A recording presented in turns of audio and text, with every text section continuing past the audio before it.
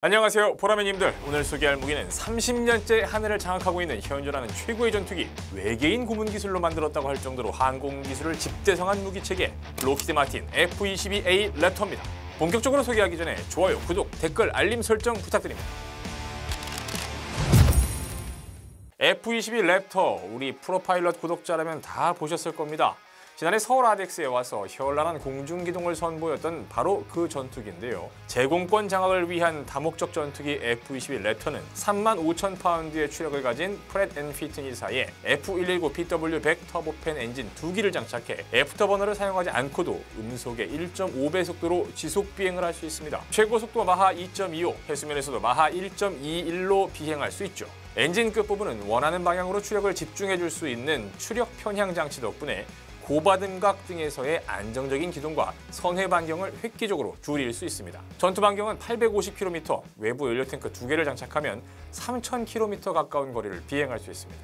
록히드 마틴은 2009년 특정 각도에서 F-22 레이더 반사 면적이 0.0001제곱미터라고 밝힌 적이 있습니다. 반면에 AN/APG-77A4 레이더로 평시에는 240km, 최대 400km밖에 표적을 탐지하고 추적해 요격할 수 있죠. 상대방의 레이더에서는 거의 작은 새처럼 보이던 물체, 그런데 그 물체에서 발사된 미사일을 탐지했을 때는 이미 기체를 포기해야 할 생각을 먼저 해야 될 수도 있다는 얘기입니다. 게다가 F-22는 포착한 표적 정보를 공유하기 때문에 F-22 눈에 띄면 이미 상대방 전체에게 위치가 발각됐다고 봐도 무방합니다. 무장은 480발을 장착할 수 있는 20mm 기관포와 6개의 공대공 미사일, 사이드와인더 2개를 장착할 수 있고 합동 정밀 직격탄, 제이담 등 공대지 미사일 2개나 GBU-39 폭탄 8개도 장착할 수 있습니다. 미 공군은 조종사 1명이 운영하는 이 기체의 단가를 2022년 8월 기준 1억 4,300만 달러, 우리 돈 2천억 원에 가깝다고 소개하고 있는데요. 랩터에 대한 개념 연구는 1969년에서 70년 사이에 진행된 미 공군의 차세대 전술 전투기 연구에서 시작됐습니다. 15년 뒤 미 공군이 필요로 하는 공군의 전투기가 뭔지에 대한 고민이 랩터 개발의 시작이었는데 1985년 미 공군 미래 예상 전력 연구 사업에 따르면 차세대 전술 전투기는 공대지 능력을 핵심으로 하고 공대공 능력은 방어용으로만 갖춘다는 구상이었습니다. F4 팬텀과 F-105, F-111을 대체할 계획이었죠. 이후 10년여 동안 고민과 연구를 거듭하던 미 공군은 ATF의 사업 방향을 공대공 능력에 중점을 두는 쪽으로 옮겨갑니다. 미 공군은 1981년 5월 9개 항공기 제조사에 어떤 전투기를 만들 수 있는지 당신들이 가진 능력을 보여달라, 이런 정보 제공 요구서를 보냈습니다. 몇 가지 단서를 달아서 말이죠. 1990년대 초중반까지 전력화할 수 있어야 하고 비용은 120대, 150대, 1000대 생산을 기준으로 산출하도록 했습니다. 다음 달에는 엔진 제작사에도 정보 제공 요구서를 발송했습니다. 후기 연소기, 즉 애프터버너를 사용하지 않고도 초음속 지속 비행, 슈퍼크루즈를 할 수 있어야 하고 이륙거리가 짧아야 하며 통합적인 스텔스 능력과 운영 유지 비용이 낮아야 한다는 조건이었습니다. 그해 11월 개념 연구에만 머물렀던 ATF는 사업 승인을 받아 공식적인 무기체계 사업이 됩니다. 개념 연구를 시작한 지 11년 만이었습니다. 개념 연구를 끝내고 이제 본격적으로 사업을 시작하려던 그때 미국 정찰 위성들은 소련의 수상한 움직임을 감지했습니다.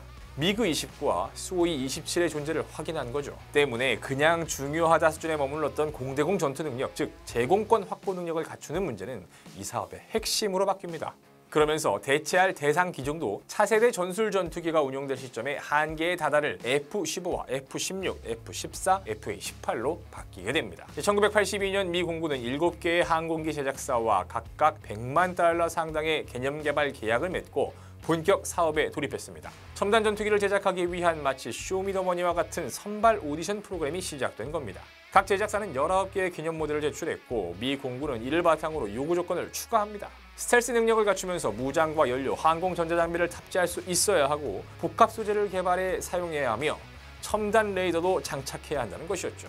1983년에서 1986년 사이 미 공군이 심사하고 7개 기체 제작업체와 2개의 엔진 제작업체가 경연하는 본선 경쟁이 치열하게 전개됐습니다. 그 사이 미 공군은 수차례 요구 조건을, 즉 심사 기준을 바꾸기도 했죠. 1986년 5월 미 공군은 2종류의 기체를 2개의 다른 제작사가 만든 엔진을 장착해 비행 성능을 확인하는 방식으로 기체를 결정하겠다고 발표했습니다.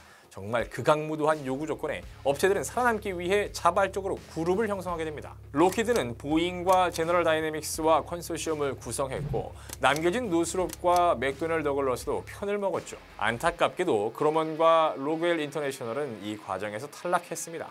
결선 경쟁은 두 컨소시엄이 펼쳤습니다. 각각 6억 9,100만 달러를 지급하고 각기 다른 엔진사의 엔진을 장착한 전투기 2대를 만들어야 했죠. 물론 엔진사 두 곳, 제너럴 일렉트릭과 프렛 앤 피트니에게도 엔진 개발 비용으로 6억 5천만 달러를 지급했습니다. 꼬박 4년이 넘는 제작 기간을 거쳐 두 컨소시엄은 시제기를 출고했습니다. 1990년 6월 22일 노스롭의 YF-23A가 또 8월 29일에는 록히드의 YF-22A가 출고됐고 본격적인 시험 비행을 펼쳤죠. 눈물 없이 이야기할 수 없는 치열한 경쟁을 거친 두 기종의 최종 선정 결과는 1991년 4월 23일에 발표됐습니다. 프렛 앤 휘트니사의 엔진을 장착한 록히드, 보잉, 제너럴 다이내믹스 팀의 YF-22가 최종 우승을 차지했는데요. 이제 경쟁은 끝났으니 제작과 납품만 남은 상황이었습니다. 록히드 마틴은 시제기를 기반으로 6년의 개발을 추가해 1997년 9월 7일 조지아주 마리에타에서 F-22 랩터의 첫 비행을 했습니다. 하지만 최초 750대를 생산하려던 계획은 냉전의 종식으로 물거품이 됐습니다. 랩터의 첫 비행이 있던 해 미 공군은 자금 불안정 등의 사유를 들며 339대로 생산 계획을 줄였고 2004년 도널드 럼스펠드 미 국방장관은 183대까지 축소시켰습니다. 하지만 2008년 미 의회는 총 주문량을 187대로 확정해 국방 지출 법안을 통과시켰죠. 2006년 1월 13일 미 공군에 정식 배치된 F-22 랩터는 2011년 12월 생산한 195번째 기체를 납품하는 것으로 생산이 중단됐습니다. 그리고 2030년대부터는 미국 국방고등연구개발국 다르파와 미 공군이 역점적으로 추진 중인 차세대 공중우세에 의한 유무인 복합 6세대 전투기로 대체할 것으로 보입니다. 개념 연구만 11년, 본격적인 사업을 시작한 뒤 기종을 선정하는 데 걸리는 시간만 9년, 최종 기체 선정 후 추가 개발을 거쳐 전력화되는데 또다시 15년이 걸렸는데요. 생각이 현실이 된 시간이라고 보면 이 30년이 긴 시간인지 짧은 시간인지 모르겠습니다. 하지만 중요한 건 전력화 이후 지금까지 18년 동안 지구 대기권 내에서는 이 F-22 랩터를 이길 전투기가 없다는 겁니다.